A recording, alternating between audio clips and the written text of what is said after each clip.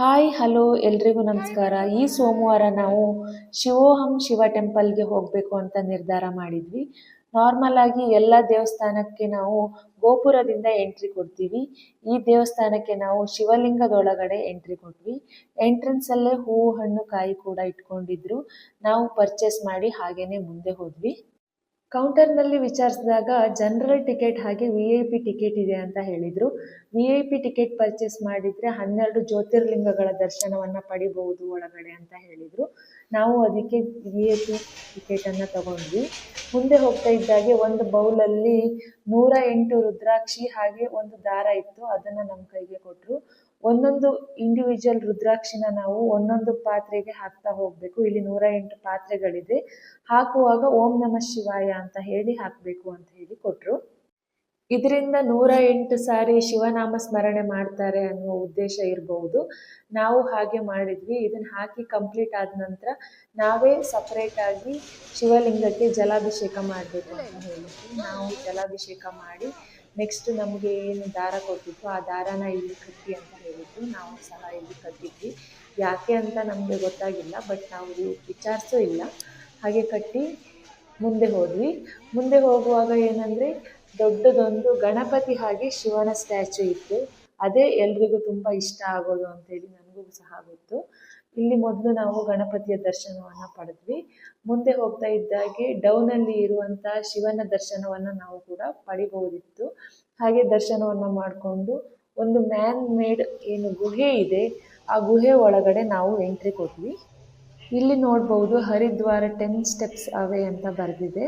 ಈ ಸೈಡಲ್ಲಿ ನಮಗೆ 6 ಜ್ಯೋತಿರ್ಲಿಂಗಗಳಿದ್ವು. 6 ಜ್ಯೋತಿರ್ಲಿಂಗಗಳ ದರ್ಶನವನ್ನು ಕೂಡ ನಾವು ಪಡ್ಕೊಳ್ತಾ ಹೋದ್ವಿ. ಕೆಲವೊಂದೊಂದು ಹೆಸರು ನಿಮಗೆ ಕರೆಕ್ಟಾಗಿ ವಿಡಿಯೋದಲ್ಲಿ ಗೊತ್ತಾಗ್ತಾ ಇಲ್ಲ, ಯಾಕಂದರೆ ಲೈಟಿಂಗ್ಸ್ ಆಗಿರೋದ್ರಿಂದ ಅದು ಕವರ್ ಆಗಿಲ್ಲ. ನಾನು ತುಂಬ ದಿನದಿಂದ ಇಲ್ಲಿಗೆ ಬರಬೇಕು ಅಂತೇಳಿ ಅಂದ್ಕೊಳ್ತಾ ಇದ್ದೆ. ಅಂತೂ ಇಂತೂ ಇವತ್ತು ಕಾಲ ಕೂಡಿ ಬಂತು ಅಂತಲೇ ಹೇಳ್ಬೋದು. ಹಾಗೆಯೇ ಈ ದೇವಸ್ಥಾನ 24 ಅವರ್ಸ್ ಕೂಡ ಓಪನ್ ಇರುತ್ತೆ. ನಾವು ಬರುವಾಗಲೇ 11:30 ಆಗಿತ್ತು. ಈ 6 ಜ್ಯೋತಿರ್ಲಿಂಗಗಳ ದರ್ಶನ ಆದ ನಂತರ ನಾವು ಶಿವನ ಸ್ಟ್ಯಾಚ್ಯೂನ ಪಾಸ್ ಆಗಿ ಆಚೆ ಹೋಗಬೇಕಿತ್ತು. ಇದು ಒನ್ ವೇ ಆಗಿರೋದ್ರಿಂದ ನಾವು ಇನ್ನೊಂದು ಕಡೆ ಹೋಗುವಾಗ ಸ್ವಲ್ಪ ಹೊತ್ತು ವೆಯ್ಟ್ ಮಾಡಿದ್ವಿ. ಯಾಕಂದರೆ ಒಳಗೆ ಹೋಗಿರುವಂಥವರು ಹೊರಗೆ ಬರೋದಕ್ಕೋಸ್ಕರ ನಾವು ವೆಯ್ಟ್ ಮಾಡಲೇಬೇಕಾಗಿತ್ತು. ನಂತರ ಇನ್ನು 6 ಜ್ಯೋತಿರ್ಲಿಂಗಗಳ ದರ್ಶನವನ್ನು ನಾವು ಪಡೆಯೋದಕ್ಕೆ ಶುರು ಮಾಡಿದ್ವಿ. ಪ್ರತಿಯೊಂದು ಜ್ಯೋತಿರ್ಲಿಂಗದ ದರ್ಶನವನ್ನು ಕೂಡ ನಾವು ಪಡೆಯುವಾಗ ಅದರ ಹೆಸರನ್ನು ಹಾಗೆ ಅದರ ಬಗ್ಗೆ ವಿವರಣೆಯನ್ನು ಅಲ್ಲಿ ವಿವರಿಸ್ತಾ ಇರ್ತಾರೆ. ನಾವು ಅದನ್ನು ಕೇಳ್ಕೊಳ್ತಾ ಮುಂದೆ ಸಾಗಬಹುದು. ನಾವು ಅಲ್ಲಿಗೆ ಹೋದಾಗ ಭಕ್ತರು ಸ್ವಲ್ಪ ಕಡಿಮೆನೇ ಇದ್ದರು ಅಂತ ಹೇಳ್ಬೋದು. ಬೇರೆ ಟೈಮಲ್ಲೆಲ್ಲ ತುಂಬ ಅಂದರೆ ತುಂಬ ಜನರು ಇರ್ತಾರೆ ಅಂತೇಳಿ ನಾವು ಅಲ್ಲಿ ವಿಚಾರಿಸಿದಾಗ ಅವ್ರು ನಮಗೆ ಹೇಳಿದರು. ದೇಶದೆಲ್ಲೆಡೆ ಹೋಗಿ ನಮಗೆ 12 ಜ್ಯೋತಿರ್ಲಿಂಗಗಳ ದರ್ಶನವನ್ನು ಪಡಿಲಿಕ್ಕಾಗುತ್ತೋ ಇಲ್ವೋ ಗೊತ್ತಿಲ್ಲ. ಅಟ್ಲೀಸ್ಟ್ ಬೆಂಗಳೂರಲ್ಲಿ ಇರುವಂಥ ಈ ದೇವಸ್ಥಾನಕ್ಕೆ ಬಂದು ನಾವು 12 ಜ್ಯೋತಿರ್ಲಿಂಗಗಳ ದರ್ಶನವನ್ನು ಮಾಡಬಹುದು. ನಮಗಂತೂ ತುಂಬಾ ಖುಷಿ ಆಯಿತು. ನೀವು ಎಲ್ಲಾದರೂ ಈ ದೇವಸ್ಥಾನಕ್ಕೆ ಹೋಗಿದ್ದರೆ ನಿಮ್ಮ ಅನುಭವವನ್ನು ನನ್ನ ಜೊತೆ ಕಮೆಂಟ್ ಮಾಡಿ ಹಂಚ್ಕೊಳ್ಳಿ. ಹಾಗೆಯೇ ಯಾರಾದರೂ ನನ್ನ ಚಾನಲ್ಗೆ ಇನ್ನೂ ಸಬ್ಸ್ಕ್ರೈಬ್ ಆಗಿಲ್ಲ ಅಂದರೆ ದಯವಿಟ್ಟು ಸಬ್ಸ್ಕ್ರೈಬ್ ಆಗಿ. ಕೊನೆಯಲ್ಲಿ ಸಹ 12 ಜ್ಯೋತಿರ್ಲಿಂಗಗಳ ಹೆಸರನ್ನು ಕೂಡ ಇಲ್ಲಿ ಪ್ರತಿಧ್ವನಿಸ್ತಾ ಇರ್ತಾರೆ. ನೀವು ಇದನ್ನು ನೋಡ್ಬೋದು.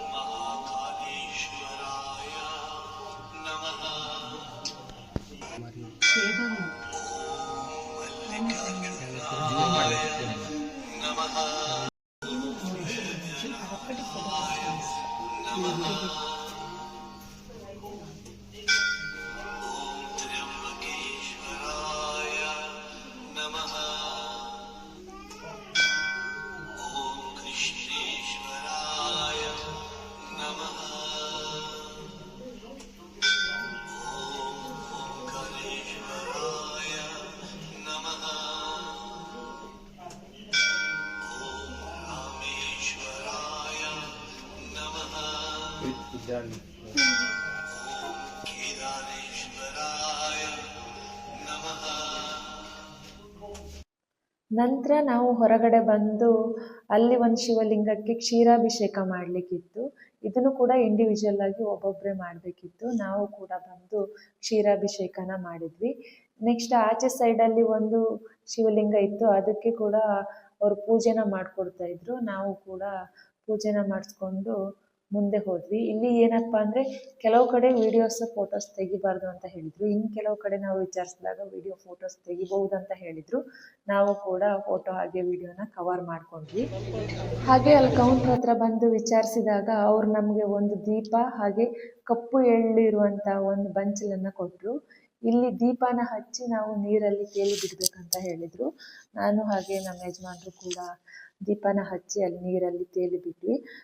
ಕೊನೆಯಲ್ಲಿ ಹೋಗುವಾಗ ಕಪ್ಪು ಎಳ್ಳಿನ ಬಂಚಲನ್ನು ನವಗ್ರಹಗಳ ಜೊತೆ ಇರುವಂತಹ ಶನಿ ದೇವರ ಎದುರಿಗೆ ಇಟ್ಟು ನಮಸ್ಕರಿಸಿ ಹೋಗಿ ಅಂತ ಹೇಳಿದರು.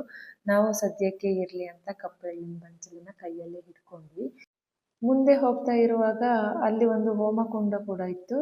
ಅದಕ್ಕೆ ನಾವು ಹೊದ್ಲು ಕಾಯಿ ಏನು ಬೇಕಾದರೂ ಆಹುತಿಯನ್ನು ನೀಡಬಹುದು ಅಂತ ಹೇಳಿದರು. ನಾವು ಕೂಡ ಅದನ್ನು ಅಲ್ಲಿ ಸಪ್ರೇಟಾಗಿ ಪರ್ಚೇಸ್ ಮಾಡಿದ್ವಿ, ನಮಗೆ ಆ ಟಿಕೆಟ್ ಜೊತೆ ಸಿಕ್ಕಿಲ್ಲ. ಅದನ್ನು ನಾವು ಅಲ್ಲಿ ಆಹುತಿನ ಕೊಟ್ಟು ಮುಂದೆ ಹೋಗಿ ನವಗ್ರಹದ ದರ್ಶನವನ್ನು ಪಡ್ಕೊಂಡು ಅಲ್ಲಿ ಕಪ್ಪು ಎಳ್ಳನ್ನು ಇಟ್ವಿ. ಇಲ್ಲಿ ಬಂದಿರುವಂತಹ ಪ್ರತಿಯೊಬ್ಬ ಭಕ್ತರು ಸಹ ಶಿವನ ಸ್ಟ್ಯಾಚು ಎದುರುಗಡೆ ಫೋಟೋಸ್ ಹಾಗೆ ವಿಡಿಯೋಸ್ ಮಾಡೋದ್ರಲ್ಲಿ ತುಂಬ ಬ್ಯುಸಿ ಇದ್ದರು. ನಾವು ಕೂಡ ಸ್ವಲ್ಪ ಫೋಟೋಸ್ ಎಲ್ಲ ತಗೊಂಡ್ವಿ, ಹಾಗೆ ವಿಡಿಯೋ ಕೂಡ ಕವರ್ ಮಾಡ್ಕೊಂಡ್ವಿ. ನೆಕ್ಸ್ಟ್ ಟೈಮ್ ನೋಡಿದರೆ 1:30 ಆಗಿತ್ತು. ನನ್ನ ಮಗನಿಗೂ ಕೂಡ ಹಸಿವಾಗಲಿಕ್ಕೆ ಶುರುವಾಗಿತ್ತು, ಊಟ ಟೈಮ್ ಅಲ್ವಾ. ಸೊ ನಾವು ಕೂಡ ಸ್ವಲ್ಪ ಹೊತ್ತು ಅಲ್ಲೇ ಕೂತ್ಕೊಂಡು ಶಿವನಾಮ ಸ್ಮರಣೆನ ಮಾಡಿ ನೆಕ್ಸ್ಟು ಮನೆ ಕಡೆ ಹೊರಟ್ವಿ. ಹೋಗುವಾಗ ನಮಗೆ ಎಕ್ಸಿಟ್ ಎಲ್ಲಿ ಅಂತ ಕರೆಕ್ಟಾಗಿ ಗೊತ್ತಾಗಿಲ್ಲ, ಯಾರನ್ನೂ ಕೇಳಿಕೊಂಡು ಆಚೆಯಿಂದ ಬಂದ್ವಿ. ಅಲ್ಲಿ ಕೆಲವೊಂದೊಂದು ಅಂಗಡಿ ಇತ್ತು, ನಮಗೇನೆಲ್ಲ ಬೇಕು ನಾವು ಶಾಪಿಂಗ್ ಮಾಡಿ ನಮ್ಮ ಪಯಣವನ್ನು ಮನೆ ಕಡೆಗೆ ಮುಂದುವರಿಸಿದ್ವಿ. Thank you.